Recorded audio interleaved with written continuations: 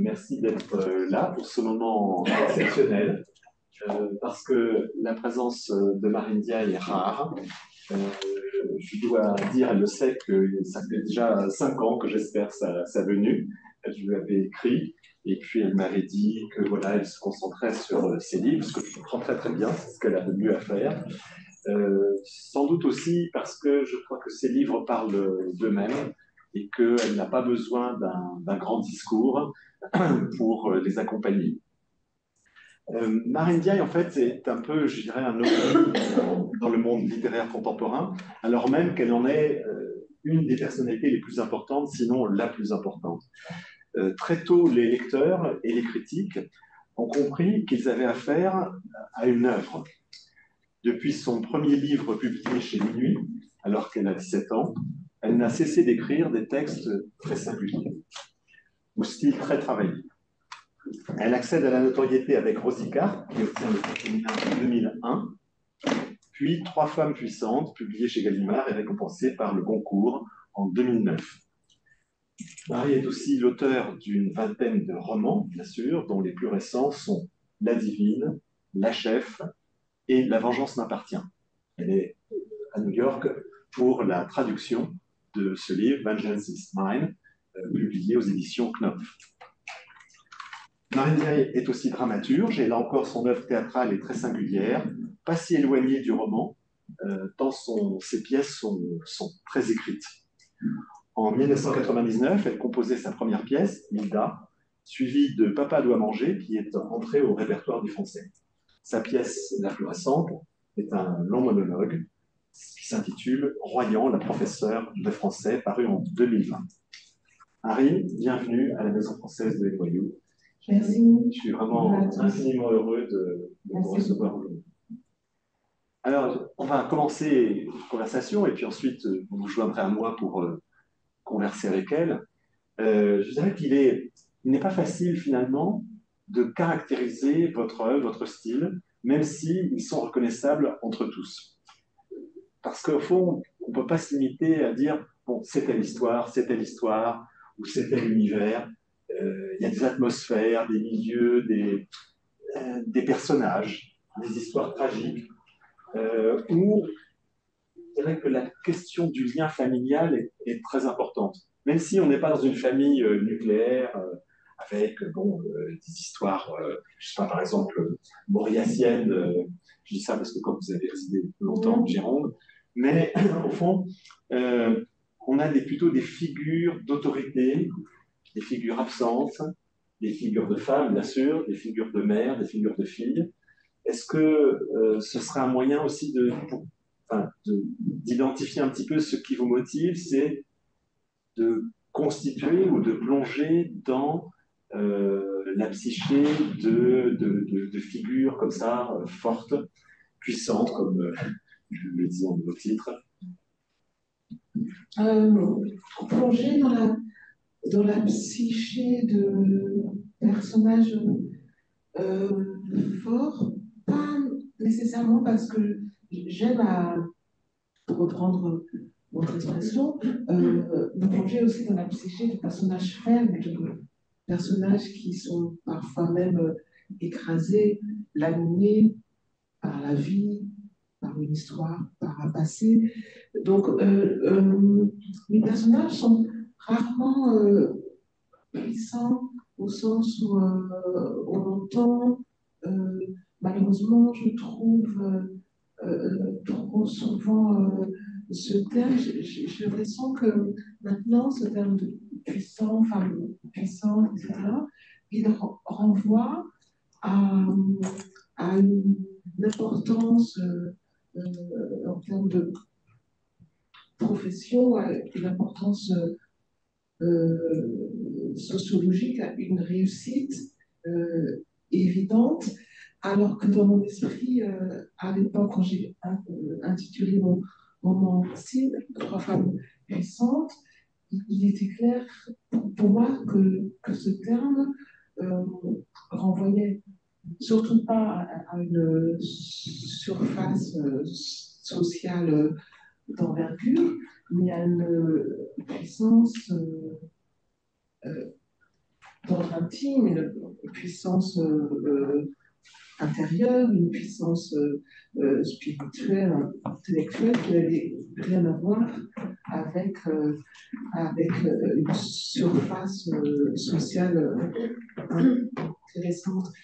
C'est pour ça que j'ai l'impression, paradoxalement, de m'intéresser surtout à des êtres qui sont faibles aux yeux du monde, mais qui ne sont peut-être pas tant que cela essentiellement.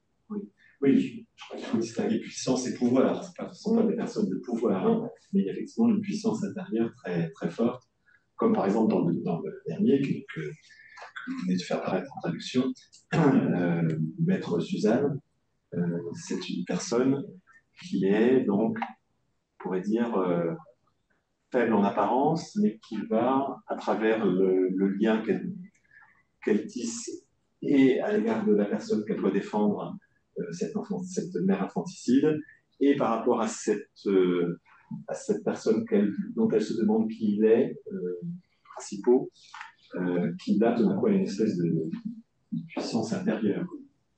Alors, Maître Suzanne, là, c'est peut-être un peu l'inverse de ce que je viens de dire.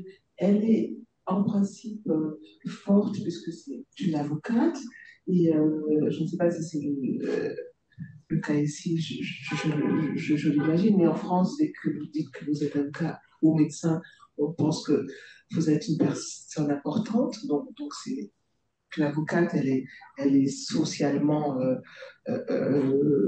bien sous tout rapport et puis surtout détentrice de quelque chose qui s'apparente oui, à du pouvoir, éventuellement de l'argent, etc. Ce qui n'est pas du tout le cas de mon personnage, c'est une modeste avocate qui défend des causes peu rémunératrices, mais qui lui tiennent à cœur. C'est une avocate idéaliste.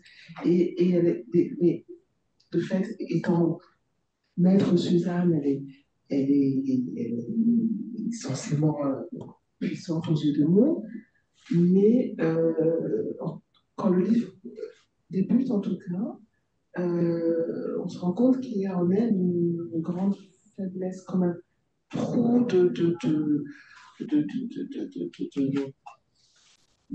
d'incertitude, de troubles qu'elle ignorait en fait avant que le livre ne débute. Quand un livre commence, évidemment, on prend le personnage à un moment arbitraire de son existence et tout mon travail en amont, c'est d'imaginer ce qu'il y a avant la première phrase du roman. Il me faut vraiment me représenter l'enfance, la jeunesse, et puis tout ce qui précède l'entrée en matière. Et pour me faire une idée suffisamment précise et presque réaliste du personnage, pour qu'ensuite il puisse acquérir ce que j'appelais une sorte de vie, même si ce n'est qu'un personnage, mais la vie dans le roman, malgré tout, j'ai l'impression qu'on ne peut pas vraiment en faire l'économie. C'est assez simpliste, mais il me semble que dans le roman, comme au cinéma, à plein d'exceptions avant-gardistes près, mais de manière générale, il y a quand même un processus d'identification avec les personnages, surtout avec l'héroïne ou le, le héros, et ça m'apporte justement d'en savoir assez sur mon personnage euh, dans tout ce qui précède le moment où je le fais apparaître, pour qu'il ait suffisamment de chair, même s'il y a plein de choses que je ne dis pas parce que j'estimerais que ce serait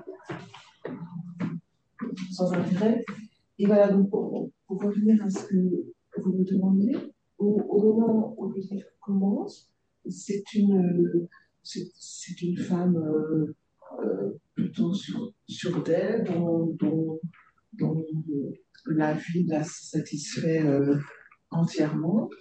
Et soudain, il y a cet homme qui entre dans son bureau et non pas tout s'effondre, mais tout, tout se trouble, tout devient mouvant plutôt. Dans vos romans, on retrouve quand même souvent des figures de mère, par exemple.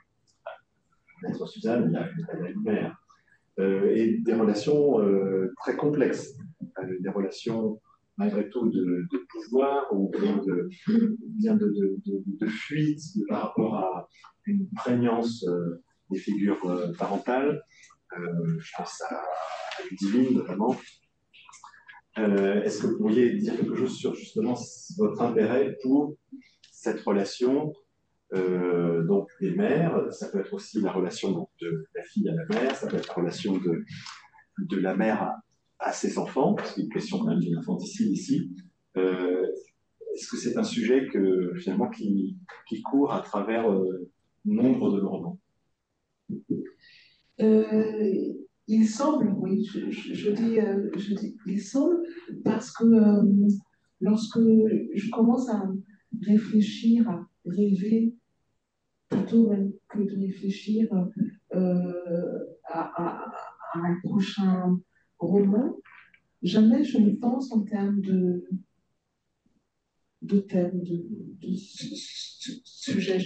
Jamais je ne me dis je vais aborder le thème de relation mère-fille ou père-fille, etc. C'est ça d'ailleurs que j'aime énormément dans le roman, c'est qu'on n'est pas obligé d'y penser en termes de thèmes.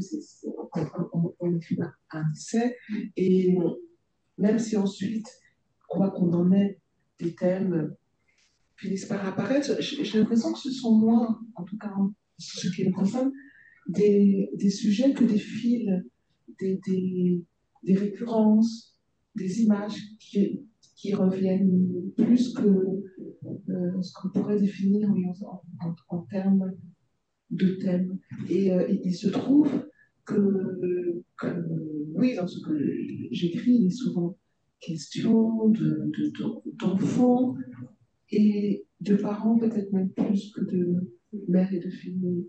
Mais, mais comme il est question, je pense, d'autre chose, simplement parce qu'on a tous eu des parents et que ça fait tellement partie de la vie d'avoir des parents qu'il serait étrange que ça ne circule pas dans le roman. Et, de ce fait, là, dans ce dernier, vous avez raison, c'est assez présent puisqu'il est question, entre autres, d'une femme, d'une mère la plus aimante, la plus parfaite des mères qui finit par assassiner ses trois jeunes enfants en les noyant dans leur bain. Donc, de fait, là, il est très question de cette relation entre une mère et ses enfants. Mais je ne dirais pas que c'est un thème, en tout cas. C'est un fil au milieu d'autres. Alors, un fil plus épais que d'autres, mais un fil au milieu d'autres. Oui, parce que quand même, je reviens à la divine, c'est mon préféré.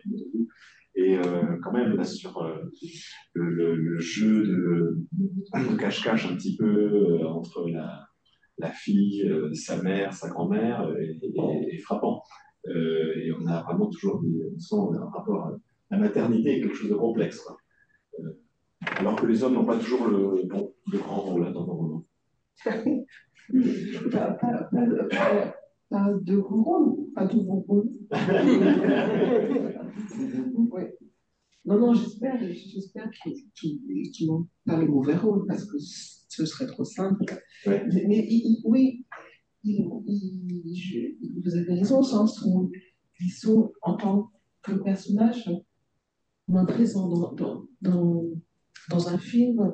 On dirait que ce sont des personnages secondaires. Oui, oui, oui. Oui. Enfin, mais voilà. Des pères, des amants, Oui. voilà, qui jouent un rôle secondaire. Oui. Mais, malgré tout, je crois que ce qui unit aussi quand même beaucoup de fait que vos personnages se ressemblent souvent, c'est qu'ils ont une grande solitude. On sent que c'est des unités vraiment. On sent quand même qu'effectivement, ils sont seuls avec eux-mêmes, ils ont une histoire qu'on ne connaît pas forcément, mais quand même vraiment très, très un peu atomisés, un peu. Mm-hmm. Mon personnage, donc, d'avocate, là, cette maître Suzanne, dont on ne connaît que le nom de famille, même si son nom fait aussi prénom, puisqu'il se prononce de la même manière, mais de fait, on ne connaît que son nom. Elle est seule, en effet, mais c'est une solitude choisie, c'est pas une triste solitude, c'est quelqu'un qui a décidé ou ressenti, peut-être à tort, mais ça c'est son affaire, qu'elle n'a pas tellement besoin dans sa vie d'amour ou d'amitié, que ce qui lui importait avant tout c'était le travail, et que le reste, l'amour et l'amitié, étaient comme des personnages secondaires de l'histoire. Ils peuvent intervenir, mais jamais au premier plan. Donc certes, elle est solitaire, mais euh, par choix, en fait, Oui, oui. presque philosophiquement solitaire. Oui. Alors, solitude, je dirais, qui caractérise son personnage. Et puis aussi, le traitement que vous en faites, euh, il est lié à une espèce de psychologie, non psychologique. Je ne sais pas comment le dire, mais au fond, on sent que vous n'avez pas du tout envie de faire de la psychologie, psychologie au sens de voilà, définition de caractère, des tendances, etc., ni entrer dans les histoires de, je sais pas, d'amour, de jalousie, etc. Voilà. Non, on est plutôt dans une espèce de psyché, je dirais, opaque. Parce qu'au fond, on ne sait jamais qui sont ces personnages. On n'arrive jamais. C'est pour ça que je dis qu'ils sont difficiles à identifier, parce qu'à la fin, est-ce qu'on sait? Ah, on ne sait pas vraiment, mais on sait beaucoup sans arriver à trouver un mot pour les caractériser. Est-ce que c'est pour vous important de garder cette opacité psychique des personnages? Oui, j'ai l'impression de lancer des pistes plus que d'apporter des réponses. Mais en cela, il me semble être une écrivaine hyper naturaliste, en fait, parce que dans la vraie vie, même quand on est le plus proche de quelqu'un, on sait qu'il y a toute une part de ce qui se passe dans son esprit qui ne nous appartient pas, et c'est heureux. Et les personnages, je les vois ainsi, c'est-à-dire on sait de tout ce que je peux moi-même savoir, mais je ne sais pas tout non plus. Et en tout cas, j'ai vraiment à cœur de ne pas en savoir vraiment plus que le lecteur, c'est-à-dire ce que le lecteur ignore, ou les questions qu'il peut se poser au sujet du personnage. Je l'ignore aussi, et les questions, je me les pose aussi. Je ne suis pas plus maligne que le lecteur d'une certaine manière. Et j'essaye de nous amener, lecteurs et moi, au plus près des motivations du personnage, mais on ne percera pas son cœur, on ne fera que l'approcher et j'espère suffisamment pour que le personnage ne soit pas indifférent, mais il y aura toujours cette part d'incertitude d'ailleurs qu'il y a quand la vie de quelqu'un s'arrête, elle s'arrête arbitrairement. C'est pas une boucle en fait. C'est pas une boucle au sens où tous les secrets ne seront pas levés, certains mystères ne seront jamais éclaircis, et c'est pas grave, mais on n'aura pas à la fin de la vie de quelqu'un la réponse à tout. Il n'y a que dans les romans d'enquête que c'est ainsi qu'on a la réponse à tout à la fin, mais dans la vraie vie comme dans les romans que j'écris, je crois qu'on a des réponses, mais certaines questions restent en suspens. C'est sûr, ce que vous dites, ça vous paraît normal, mais quand même, dans la littérature d'aujourd'hui, avec la mode de l'exofiction, on a tout à fait le contraire. C'est-à-dire qu'on a des écrivains qui entrent dans la psyché de quelqu'un, d'un accrédité, etc., et qui veulent tout nous dire, qui projettent leur propre fantasme. Et vous, c'est tout le contraire. On reste effectivement à la frontière, à la limite, sans savoir vraiment quelles sont les motivations profondes de certaines vies, de certains actes. Alors, dites, bah oui, moi je suis naturaliste, bon, tout d'un coup, je vous écoute, je vous entends dire, ah, je me réfère à quelque chose, à un courant, là. J'aimerais vous entendre sur ce qui, dans l'histoire de littérature, vous paraît proche de votre manière de faire. Est-ce qu'il y a des écrivains avec lesquels vous sentez des affinités dans ce rapport, justement, au mystère des êtres, à une psyché un peu opaque? Oui, il y en a beaucoup. Le premier, je crois, découvert à l'adolescence, c'était Kafka. Alors là, mais il est tellement à part. Il a écrit des romans, mais est-ce que ce sont des romans ou des contes philosophique, je ne sais trop, mais quant à cette absence, en tout cas totale de psychologisation des personnages, oui, il m'a beaucoup influencé. Après, d'une autre manière, il y a Proust. Alors Proust, ça semble être le contraire, parce que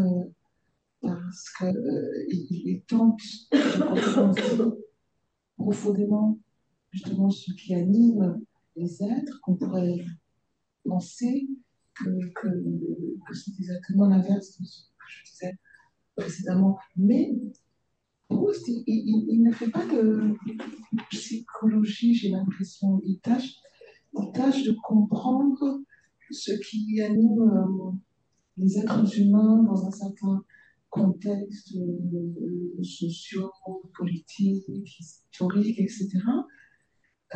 Plus, me semble-t-il, que de comprendre leur psyché. Mais j'aime aussi les écrivains qui disent psychologique.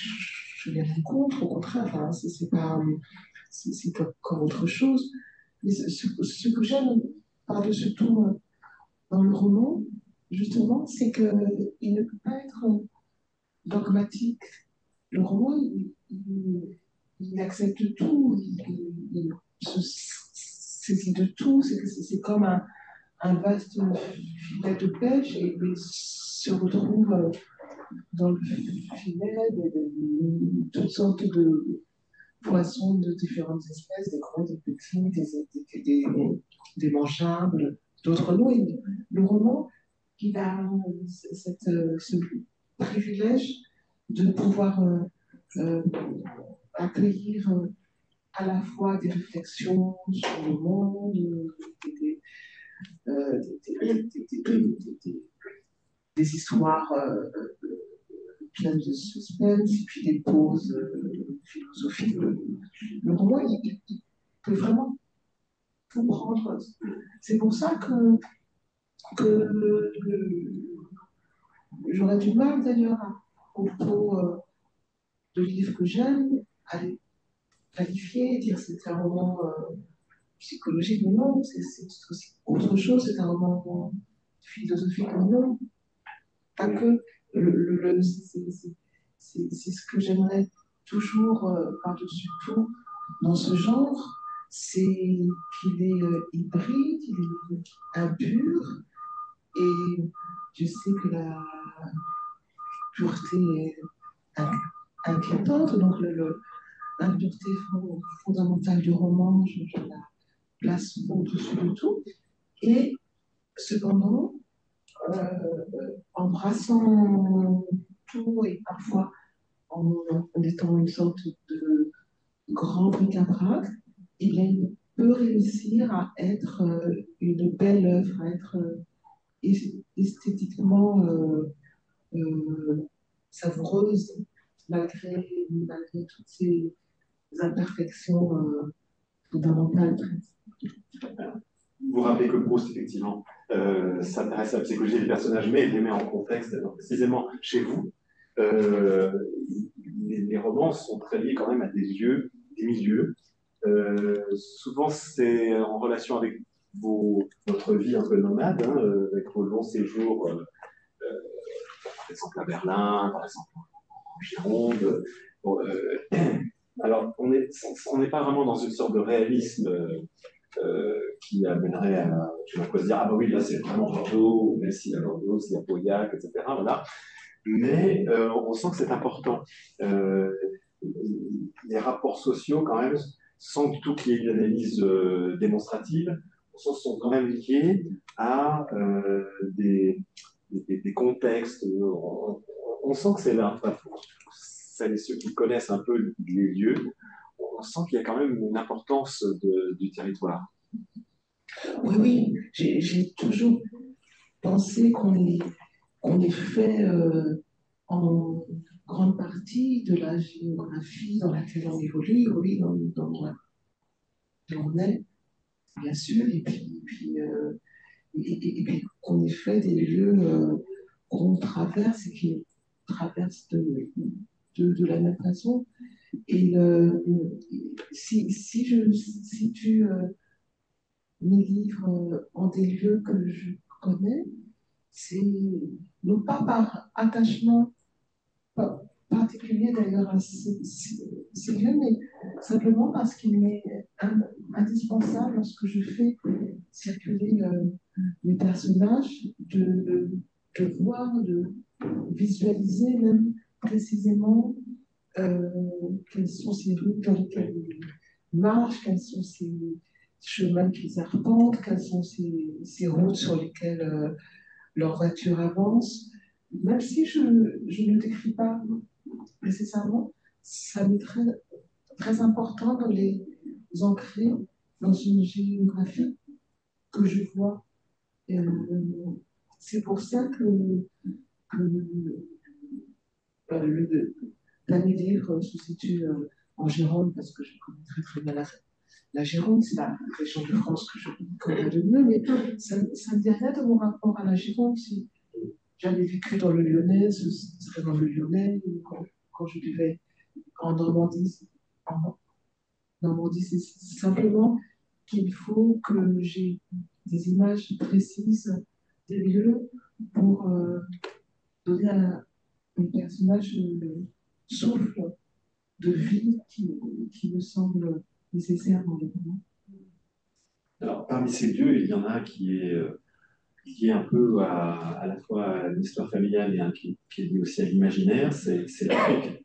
L'Afrique, le Sénégal, c'est un lieu qui est à la fois lointain et proche, qui apparaît, je crois, à partir du moment où vous écrivez Trois femmes puissantes. Et vous dites, je crois, à un moment donné, que vous avez trouvé le chemin du baobab et que bon, ce pays est à la fois comme je pas une expression glissante, mais pays rêvé, pays réel. Un peu. C'est un peu les deux donc, qui sont, on retrouve à la fin de Zilli aussi. Qu'est-ce que c'est une chose qui est difficile à comprendre, je crois, ici, parce que on a tendance, surtout aux États-Unis, à dire bon, ah bah oui, forcément, c'est une écrivaine qui va être liée au Sénégal, c'est une écrivaine franco-sénégalaise, etc. Alors que pour vous, ce n'est pas du tout un rapport, me semble-t-il, identitaire, originel, c'est plutôt, ça vient après, quoi. Oui, ah oui, oui, c'est venu même très tard.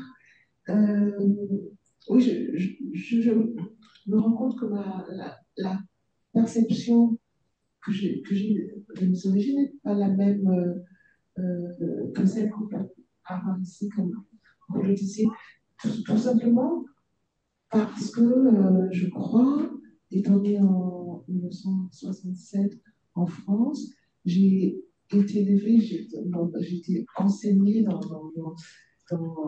l'école laïque, l'école de la République française, donc dans les années 70, 80. Et à cette époque-là, quand un enfant franchissait le seuil de la classe, on ne devait plus savoir qui étaient ses parents. On était tous des,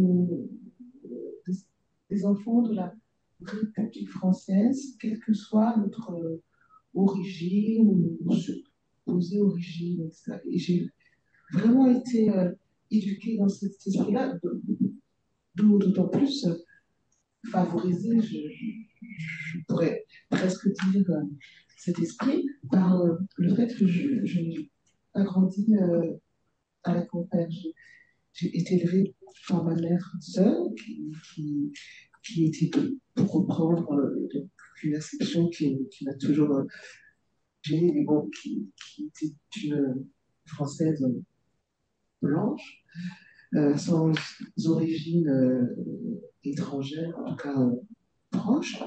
Et c'est la raison pour laquelle je ne me suis jamais sentie enfant ou adolescente proche du pays, d'un père que je ne connaissais pas, que je n'avais jamais vu, etc. Donc le Sénégal, il était pour moi aussi lointain sentimentalement, comme dans les connaissances que je pouvais en avoir, que le Japon ou la Finlande. Et c'était en plus une époque évidemment pré-Internet, donc c'était pas simple d'avoir des images aussi de lieux qu'on ne visitait pas. Et puis ça m'intéressait pas tant que ça en fait. J'étais une petite française en France. Je passais toutes mes vacances dans la ferme de mes grands-parents en Beauce. Et voilà, cette origine génétiquement proche, mais si lointaine dans mon éducation comme dans mes sentiments, elle ne m'intéressait guère. Et, et d'ailleurs, à l'époque, contrairement à ce que ce serait aujourd'hui, personne ne me la rappelait. C'était pas du tout ce qui se passait à l'époque. Mais j'ai fini par m'y intéresser un peu parce que je me suis intéressée beaucoup aux contes de fées en général, donc surtout occidentaux, Pérou, Grimm et puis les mythes grecs. Et cet intérêt qu'on les conte m'a amené à découvrir des contes sénégalais dont j'ai trouvé certains d'une beauté et d'une richesse fabuleuse. Et ça a été le chemin qui m'a pas pas ramené, puisque j'avais emprunté, mais qui m'a amené vers le pays de mon père, que je connais peu. Hein. Je suis allée deux fois dans ma vie, et puis lorsque j'y suis, je me sens très, très étrangère. Mais voilà, ça a fait que mon imagination s'en est quand même nourrie un peu et que cela a fini par apparaître dans un livre donné, mais sous forme plus onirique, plus réaliste, je crois. Oui. Est-ce que vous pourriez dire justement quelque chose de votre rapport à cette assignation aujourd'hui assez forte qui fait que, et particulièrement aux États-Unis, mais aussi en France, qui fait que on estime que vous devez, parce que vous êtes donc d'une certaine couleur, écrire sur ce sujet, ou bien être considéré comme appartenant aux écrivains dits franco-sénégalais. Sur cette question de l'assignation, comment vous réagissez, comment vous l'analysez aussi, puisque à l'école de la République française, vous ne ressentiez pas du tout ça au moment où vous avez fait vos études, alors qu'aujourd'hui, c'est devenu très prégnant. J'aimerais savoir comment vous ressentez la chose personnellement par rapport à vos identités et comment vous analysez le phénomène contemporain, ces assignations identitaires. Maintenant, j'ai l'impression d'avoir la chance de ne plus être assigné de manière aussi simpliste. Mais c'est toujours délicat de refuser toute assignation, surtout quand elle provient d'une région du monde qui peut avoir un complexe d'infériorité vis-à-vis de la France. Si j'étais, ce serait tout autre d'avoir une origine, je ne sais pas, suédoise, ou, enfin, il n'y aurait pas de questions liées à la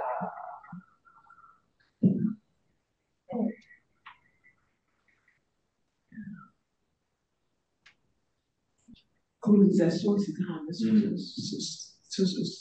Ce serait plus simple.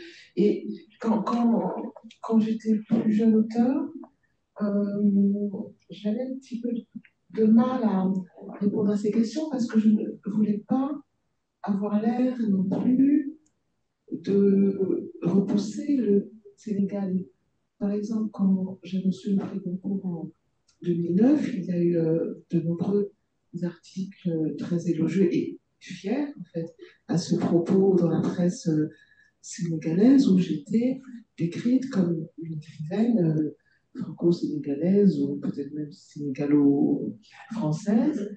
Et c'était un motif de fierté que je pouvais tout à fait comprendre, même si ça me provoquait une sorte de sentiment d'imposture. Mais c'était pas une imposture de mon fait, c'était pas que j'essayais de tromper qui que ce soit en prétendant franco-sénégalaise, mais je n'avais pas réfuté cela en disant non, non, je ne suis pas du tout sénégalaise. C'était le cas, mais des fois, dire ce genre de vérité ou insister sur ce genre d'exactitude, c'est simplement blessant et c'est simplement suspect aussi.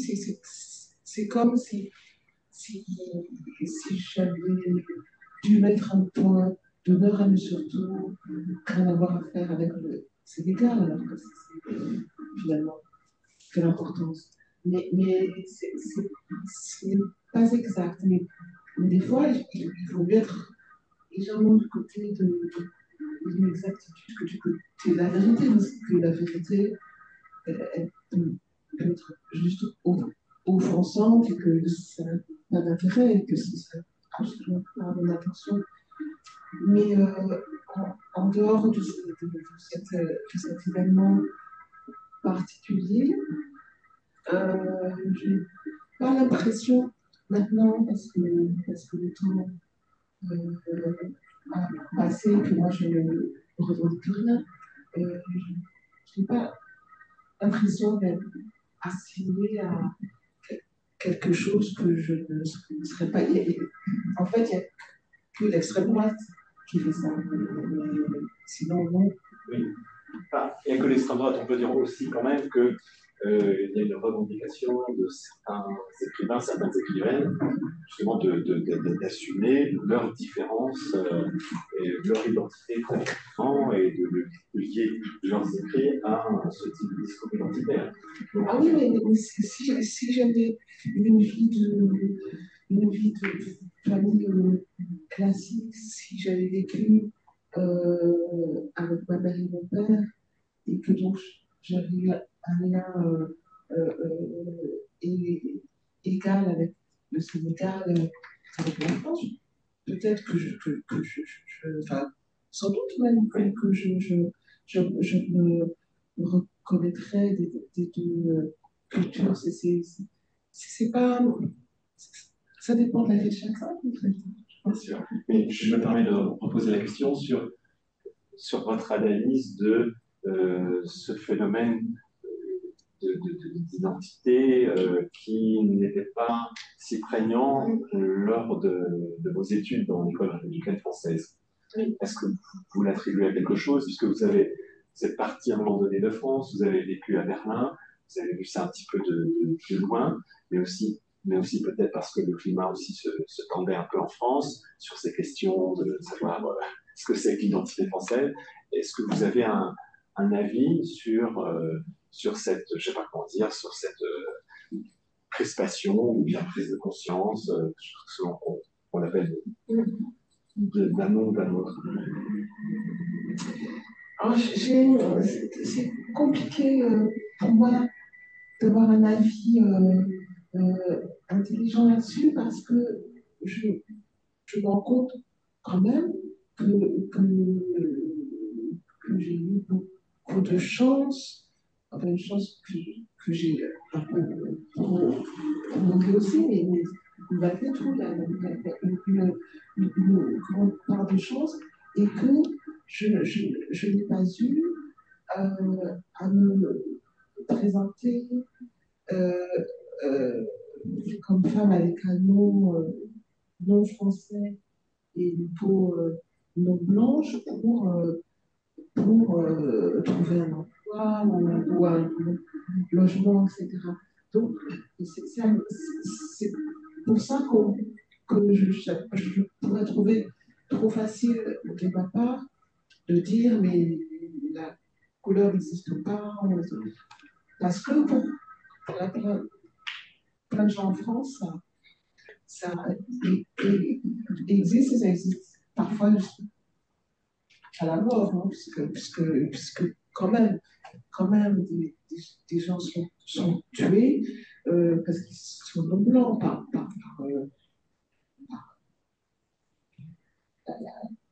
les flics. Donc je ne peux pas m'abstraire tout à fait de ces questions en disant qu'elles ne devraient pas exister, puisque de fait, dans la vie très concrète de plein de gens, elles sont présentes. Mais moi, de par mon histoire, je n'ai absolument pas me présenter comme telle, comme une femme noire, etc. Je ne sais pas. Alors, Marie, vous seriez aux États-Unis, là, constamment, on vous demande de cocher les cases, constamment, vous allez vous faire soigner ou n'importe où, là. Qu'est-ce que vous mettriez? Est-ce que vous mettriez le fils que vous êtes? Alors, blanche caucasienne, noire africaine, asiatique, latino, biracial, etc. Voilà, où est-ce que vous refuseriez de signer? Non, je ne refuserai pas, parce que là où on vit, on fait comme il faut. Mais quand j'étais enfant, je me souviens que euh, les rares fois où on disait que j'étais noire, je trouvais ça très très étrange parce que j'étais donc métisse, et métisse ça veut dire moitié-moitié. Et il se trouvait donc que je vivais avec ma mère blanche, et je trouvais injuste qu'on renvoie jamais du côté de ma mère, qui était mon seul pôle d'éducation et d'amour, etc., que je sois toujours envoyée à l'autre moitié qui n'avait aucun rôle dans ma vie. Et je me disais que j'aurais eu le droit de choisir, puisque moitié-moitié, après tout, peut choisir, mais, mais en fait, non. Le noir, essentiellement, prédominait, comme dans le cas de Barack Obama. Mais, non, non, bah, je ne sais pas ce que je ferais. Je serais embarrassée, je finirais bien par trouver la case, mais ce serait une pure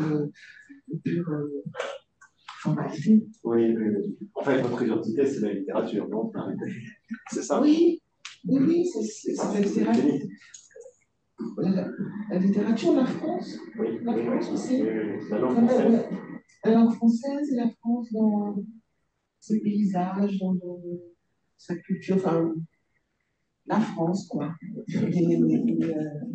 Alors, je voudrais terminer, avant de laisser la parole au public, justement sur cette identité, cette identité littéraire, et sur le fait que pour vous, là aussi c'est peut-être une singularité, le style a toujours été très important.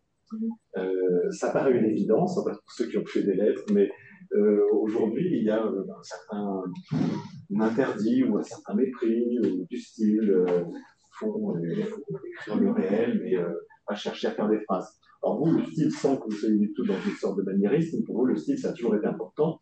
Vous avez écrit parfois aussi, bon, je pense à dans vos premiers romans, comédie classique, par exemple, il y a une performance, un livre écrit en une phrase, mais continuellement, et vous avez une diversité de styles, mais que ce soit avec des monologues, par exemple, la pièce de théâtre Royan, La Porte de français, c'est un long monologue.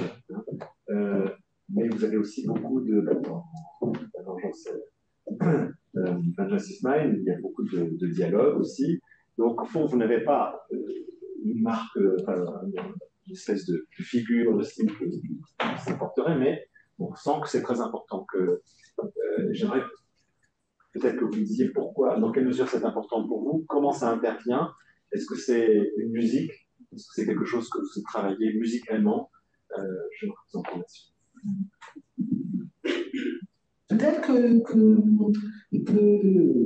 pour lever toute ambiguïté, en France, plutôt que de parler de style qui renvoie très vite au beau style, donc à quelque chose d'académique dont on peut être lassé, on devrait plutôt parler d'écriture. Est-ce qu'il y a une écriture ou pas, ou peu?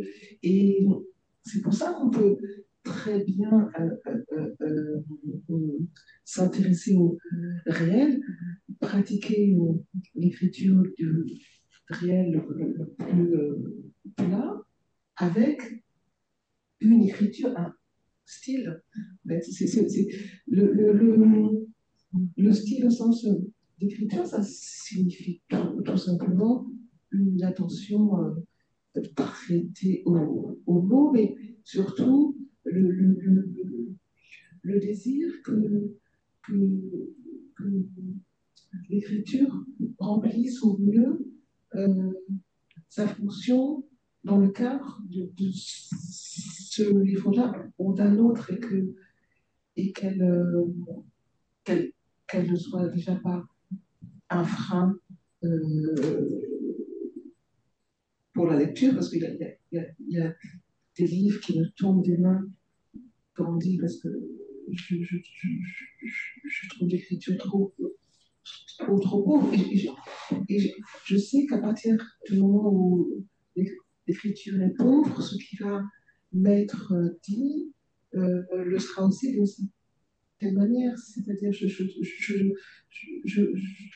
ne crois pas qu'on puisse différencier. Enfin, je crois pas. J'invente rien. Hein, c'est Flaubert déjà qui le disait, mais on ne peut pas dissocier l'écriture de ce que dit l'écriture, c'est-à-dire on ne peut pas espérer accéder à une pensée un peu complexe avec une écriture qui ne serait pas ou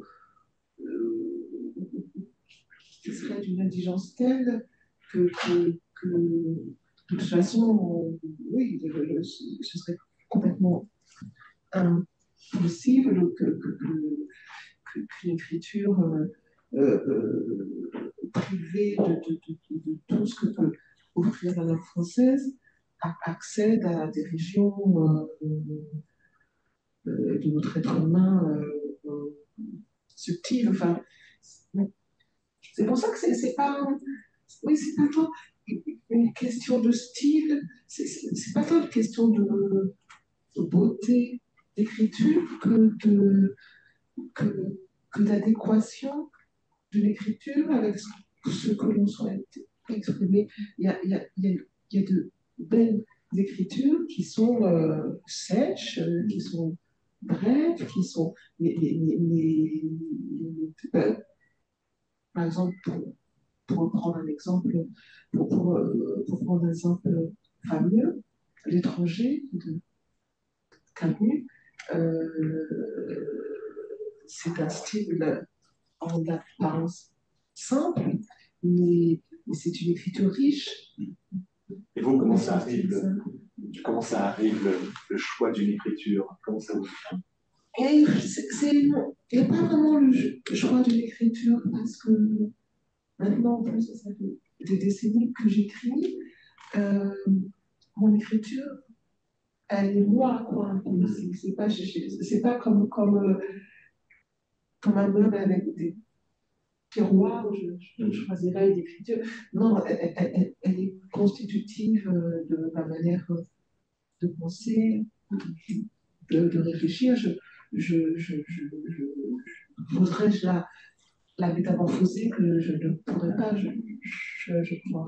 Ce qui est particulièrement intéressant, c'est quand même sur la question d'écriture, c'est qu'on suit votre écriture et elle a, comment dirais-je, elle a une espèce de, enfin, je vais dire le contraire, mais je dirais presque d'indépendance par rapport au récit, parce que les récits, au fond, on est pris par des récits, vous nous embarquez dans un récit, puis en fait, il y a d'autres récits qui interviennent, et puis les causalités sont un peu, parfois, un peu floues. On se dit, bon, ben non, c'est pas ce qu'on croyait, on n'est pas sûr que ce soit tel événement qui est provoqué tel autre, mais on est quand même embarqué dans votre écriture, qui permet comme ça d'enchasser des récits sans, oui, sans causalité logique évidente. Quoi.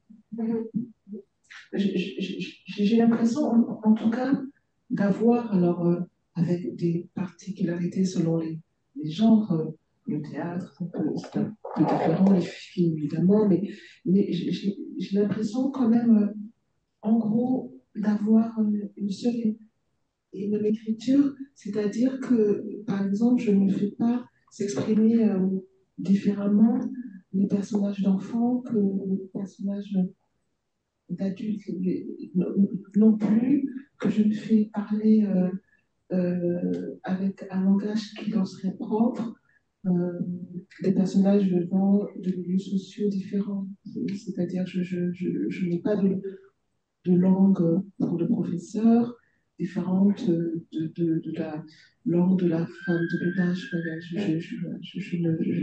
Je ne type pas ainsi socio-culturellement les personnages, ni les enfants. Presque si je faisais s'exprimer des animaux, ils parleraient de la même manière. Ouais. Alors même que les rapports sociaux sont quand même présents, parce que vous parlez de la femme de ménage dans l'Ida, mais aussi dans Charonne, dans le dernier livre, il y a effectivement, ils sont là, quoi, ils sont là. Effectivement, avec la même langue. Avec la même langue. Ouais. Juste un dernier mot peut-être aussi cette présence aussi parfois de l'irréel qui vient, vous avez parlé du naturalisme, mais il y a tout d'un coup des moments un peu rêvés. Comment ça vient, ça, dans l'écriture? Le fait que vous passiez à une espèce de suspens, pas fantastique, mais enfin un peu onirique.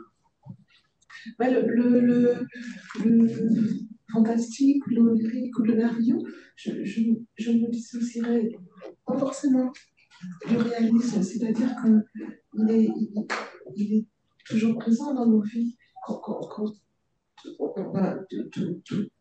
les nuits ou presque, on vit dans un état modifié de conscience avec nos rêves. Et j'ai souvent l'impression qu'une part de nos rêves s'introduit dans nos vies par des failles si subrepticement que la plupart du temps, bien sûr, on ne s'en rend pas compte, mais j'ai souvent fait cette expérience, par exemple, en vivant n'importe quoi d'un auteur, d'avoir cette impression étrange d'avoir déjà vécu la même chose et de me demander est-ce que c'est parce que je l'ai vécu en rêve ou est-ce que c'est une image du passé qui me revient. Et ces failles de légère déstabilisation merveilleuse dans notre vie, merveilleuse au sens angélique, dans notre vie quotidienne, c'est ce que j'essaie, en exagérant, d'introduire dans les livres. Et en exagérant, c'est-à-dire que un personnage qui a rêvé qu'elle devenait chien peut vraiment devenir chien, c'est ça que j'appelle l'exagération, mais c'est presque une sorte de matérialisation du rêve. Un dernier mot sur votre livre, puisque vous êtes aussi là pour le faire connaître, cette traduction. Vous regardez, vous relisez les traductions, enfin quand elles sont, par exemple en anglais, parce que je ne peux pas lire toutes les langues, mais par exemple sur cette traduction anglaise, est-ce que vous l'avez accompagnée ou... Je serais bien incapable de la lire parce que mon niveau d'anglais est si basique que ça n'aurait aucun sens. Mais le travail donc, que fait Jordan Stone, qui est mon traducteur depuis plusieurs livres déjà, est, même si je ne peux pas en juger sur pièce, je suis sûre d'une excellence dont je me suis reconnaissante. Et comment je peux en avoir une idée? C'est grâce aux questions qu'ils me posent lorsqu'ils sont en train de travailler. Elles sont toujours d'une telle acuité, d'une telle finesse,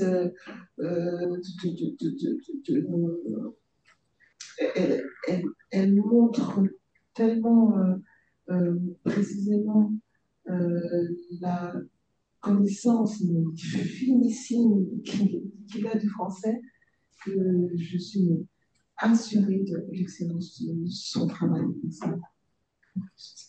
On est heureux de le savoir. Je crois que c'est le moment de laisser un peu les questions, public. Oui. Oui.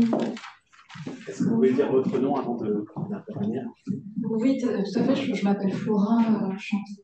Et j'aurais en fait deux questions pour revenir à quelque chose que vous avez dit au début de la discussion qui m'a vraiment frappée sur la solitude de ce personnage de votre dernier roman, Une solitude choisie. Et à votre avis, est-ce que c'est quelque chose, est-ce que c'est un choix qui incombe particulièrement aux femmes dans la société d'aujourd'hui? Est-ce que la solitude, c'est quelquefois quelque chose que les femmes doivent choisir pour obtenir d'autres choses? Et peut-être la deuxième partie de ma question, ça serait est-ce que cette solitude, c'est aussi quelque chose que l'écrivain doit choisir? Est-ce qu'il faut être seul pour écrire? Alors, quant à votre question, enfin, je ne crois absolument pas, mais il y a autant d'écrivains que de pratiques d'écriture, et en ce qui me concerne, je n'ai jamais eu besoin d'être seule pour écrire. Je dirais presque au contraire, j'ai besoin d'un temps de solitude de, de, de 3 heures dans une journée, mais par ailleurs, j'aime que ma vie soit tout solitaire, et j'ai fait en sorte qu'elle ne le soit pas. J'ai fait le choix déjà d'avoir 3 enfants, donc ça vous assure l'absence de solitude dans le temps. Enfin, mais je sais qu'il y a des écrivains qui peuvent imaginer travailler sans être dans un état de solitude presque absolue. Donc, c'est très différent. Et quant à la solitude des femmes, je, je, je pense que quand le choix que fait Maître Suzanne, justement, la fierté qu'elle en tire, c'est parce que pendant longtemps, les femmes avaient le droit d'être seules aussi. C'était par dépit, parce qu'elle n'avait pas été choisie, ou parce qu'elle était folle, ou parce qu'elle était une sorcière, ou je ne sais quoi. Donc le choix que fait Maître Suzanne d'être parfaitement bien dans sa vie, tout en étant, tout en étant seule, oui, en tout cas dans la fierté qu'elle ressent, il est sans doute propre aux femmes, oui.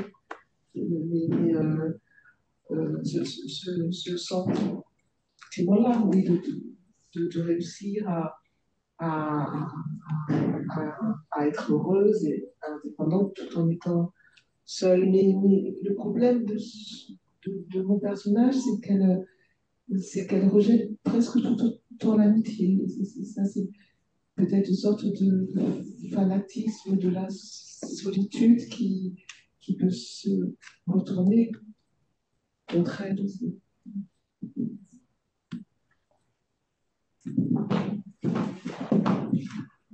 Merci, Pierre Bayard. Je voudrais rebondir sur deux expressions de François Muselman qui m'ont marqué parce que c'est quasiment des concepts, la notion de psyché opaque et de causalité floue. J'imagine que comme beaucoup de romancières, par moments les personnages vous échappent un peu. Je voulais savoir s'il arrive que tel ou tel personnage vous échappe complètement, vous vous demandiez en écrivant le livre, mais qu'est-ce qu'elle fait là, j'y comprends plus rien, ou bien vous arrivez quand même, je dis ça parce que beaucoup de vos lectrices, lecteurs sont surpris par certains actes qui sont parfois des actes abominables, hein, comme l'infanticide. Donc est-ce qu'il y a ces moments où vraiment le personnage vous échappe et vous n'y comprenez plus rien? Non, j'ai l'impression de les avoir toujours quand même sous contrôle. Oui, ce sont pas.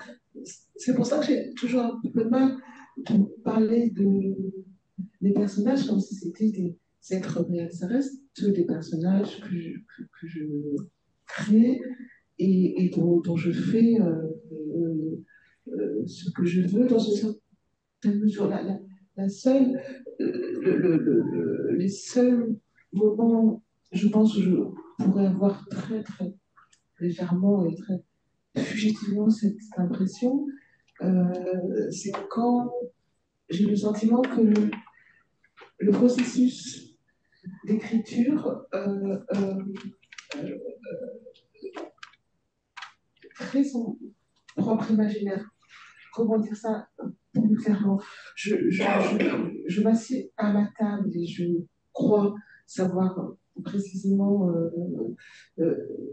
ce qui va se passer dans les pages qui viennent, et parfois, c'est vrai, je suis surprise parce que l'écriture transforme de ce que j'avais pensé faire.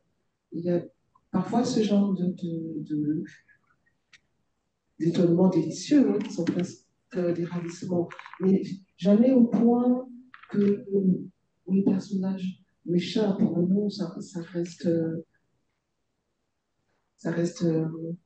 des personnages, c'est-à-dire, ce ne sont pas quand même des êtres réels, même si je sais que le semble. Et le personnage de la mère infanticide, il ne m'a pas échappé du tout, parce que je l'ai créé comme personnage de mère qui puisse.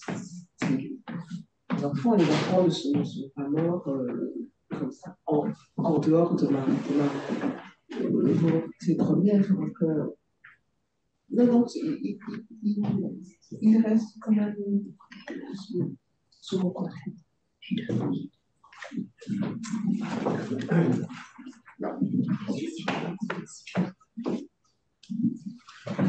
Merci à tous les deux pour cette conversation. Je m'appelle Navan. J'ai aussi une question sur vos personnages. Vous avez dit que vous avez besoin de construire vos personnages, de vous identifier à eux.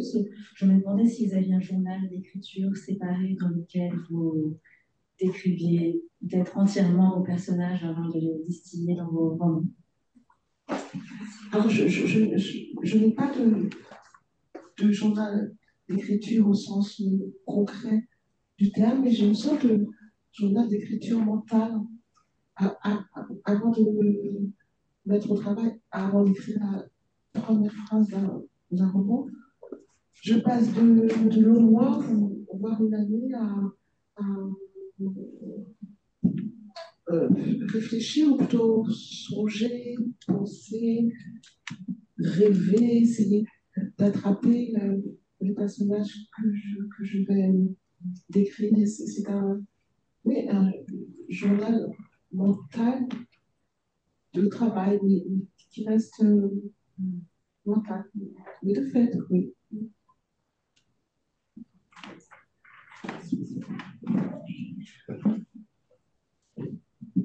Merci, Andrea Hubert.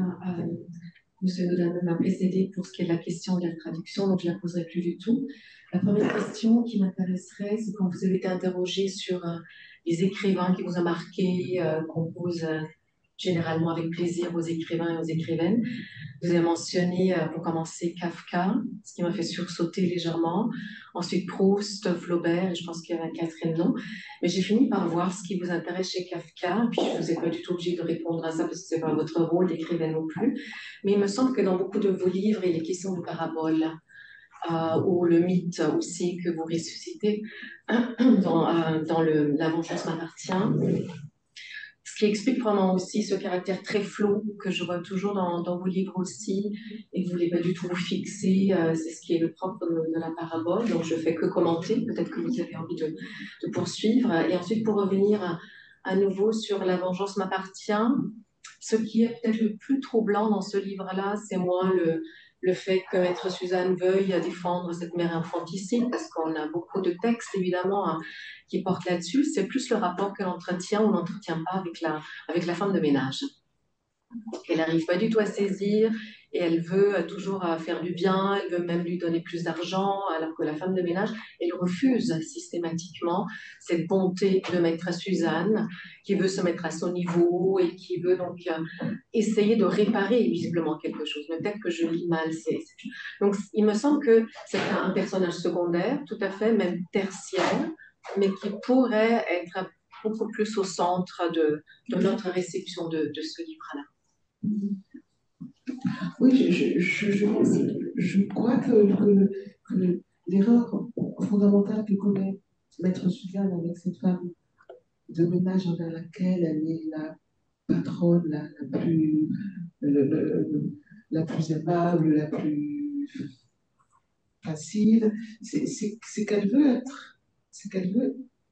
être aimée, elle veut être reconnue par cette femme comme une excellente personne, ce qu'elle est, de fait, mais elle voudrait des manifestations, sinon de reconnaissance, en tout cas, de, d'amour presque de la part de cette femme, pour laquelle elle a l'impression en plus de faire beaucoup, puisqu'elle l'aide dans une recherche de papier, etc. Et, euh, et la femme de ménage, Sharon, d'une certaine manière, me répond non merci. Non merci, je n'ai pas besoin ni de temps de bonté, je ne souhaite pas votre amour et je ne suis pas là pour vous le rendre. Et Maître Suzanne ne sait pas être une employeuse. Elle mêle sans le vouloir deux plans de relations qui ne devraient pas, qui ne devraient pas être mélangées. Et c'est ce qui l'a fait souffrir beaucoup. Elle ne sait pas être une employeuse, peut-être aussi, enfin, au sens strict du terme, peut-être aussi parce que sa propre mère est une femme de ménage et qu'elle l'a vu souvent humiliée.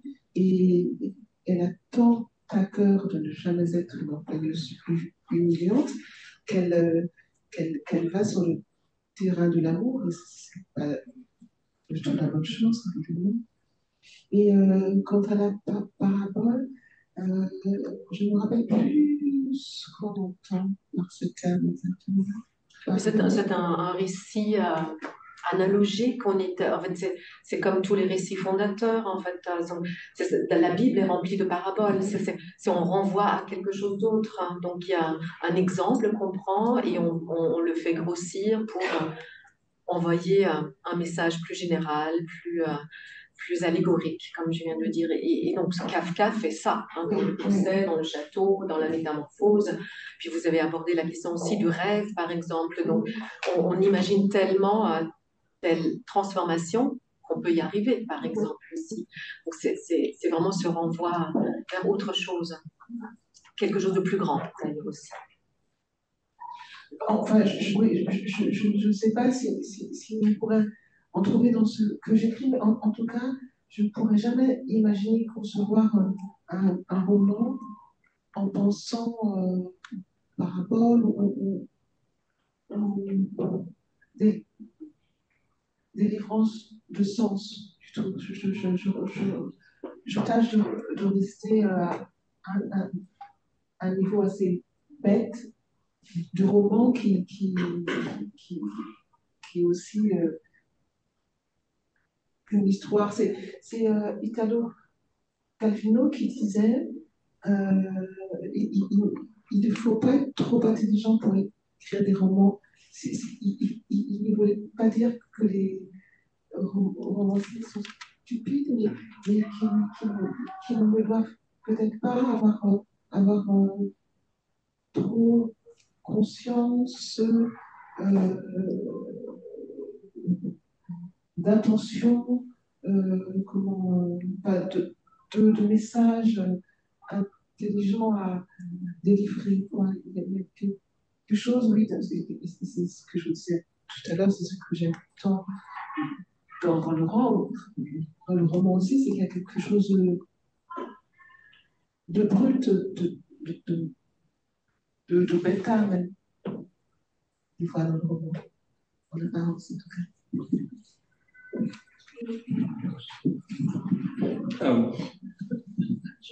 Il y a plusieurs questions autour de la question du statut du personnage, de vos rapports avec vos personnages. Et vous avez dit, je n'ai pas lu votre dernier roman, je suis désolé, mais j'en ai lu beaucoup. Et à une question de François, vous avez répondu, Maître Suzanne n'a pas de prénom. Et le nom de vos personnages, Rosicard, il y a une étrangeté de ces noms. Et après, la question que je vous poserai, c'est comment est-ce que vous savez que que Maître Suzanne n'a pas de prénom. Comme je vous le disais tout à l'heure, je n'en sais pas plus que vous et je ne lui ai jamais attribué de prénom, même par devers moi. Il était évident de ne pas avoir de prénom, tout simplement déjà parce que seul le travail importe dans la vie de Maître Suzanne. En tout cas, au moment où on fait sa connaissance, ensuite ça devient plus ambigu, mais au moment où on la découvre, Maître Suzanne, ce n'est que Maître Suzanne, avocate. Voilà, elle existe. Alors, on peut supposer, bien sûr, que quand elle va voir ses parents, il appelle de son prénom, même pas sûr. Peut-être qu'ils lui disent toujours ma chérie. Par exemple, sans jamais dire son prénom. Et voilà, c'était né vraiment à cette idée que je me suis faite du personnage, qu'elle n'existe que par la profession qu'elle exerce. Et pour y aller un peu sur les noms propres en général. Merci beaucoup. Oui. Je tâche en général de choisir des noms qui soient relativement normaux, au sens pas excentrique, français selon toute apparence, mais qui produisent un très très très léger sentiment d'étrangeté, mais à peine en fait, sentiment sur lequel on pourrait peut-être difficilement mettre un mot. Par exemple, principaux, c'est pas bizarre, c'est juste peut-être, et surtout dans la manière dont je l'écris, avec un UX, c'est pas bizarre, c'est pas original, c'est juste un tout petit peu décalé. Décalé, ce serait presque trop dire, c'est juste un tout petit peu en dehors d'un nom banal, je ne sais pas. Comme Maître Suzanne, c'est pas s'appeler Monsieur et Madame Suzanne, c'est pas bizarre du tout. Il y a juste ce petit trouble lié au fait que c'est un prénom de femme. Voilà. Mais c'est pas bizarre. C'est très français en même temps. Question en ligne. Vous avez parlé de la solitude du personnage. Est-ce que c'est aussi lié à la position de transfuge du personnage de Maître Suzanne, mais aussi d'autres personnages comme Merlin et Rudy? La suite, est-ce que vous pouvez commenter le désir de la protagoniste de se lier d'amitié avec Sharon, une amitié que la Mauricienne rejette? La seconde question, nous y avons répondu tout à l'heure. Quant à la première, la solitude liée, oui, au fait d'être ce qu'on appelle aujourd'hui une transfuge de classe. Certainement qu'il y a de cela aussi, c'est-à-dire que dans le milieu d'avocats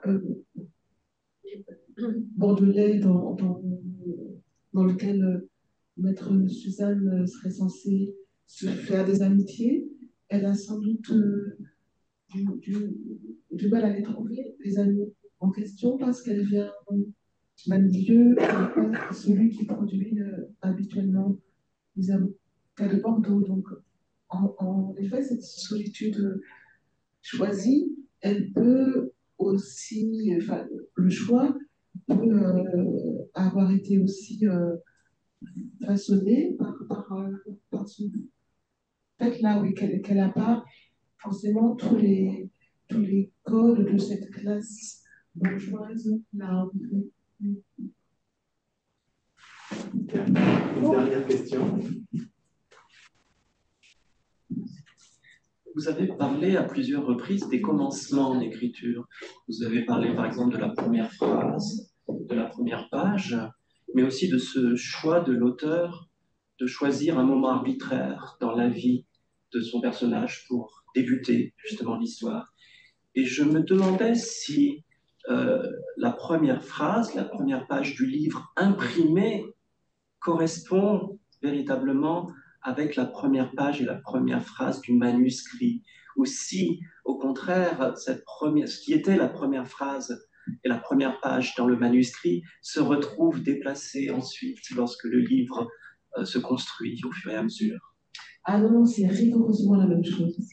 C'est vraiment la première phrase qui fonde, enfin, et qui, c'est d'ailleurs la première phrase imaginée qui crée le désir de faire commencer le livre. Je ne pourrais pas du tout imaginer que cette première phrase était plus loin ou la transformer. Non, non, elle est vraiment fondatrice, elle est essentielle à cette place-là et très précisément dans la structure exacte que j'avais imaginée. Elle fait partie de cette rêverie autour du livre. On fera très attention à ce qu'on appelle les incipits au livre. Merci beaucoup, Marie. C'est vraiment un immense bonheur de converser avec vous. De votre attention, de votre présence à cette heure qui le déjeuner. Voilà.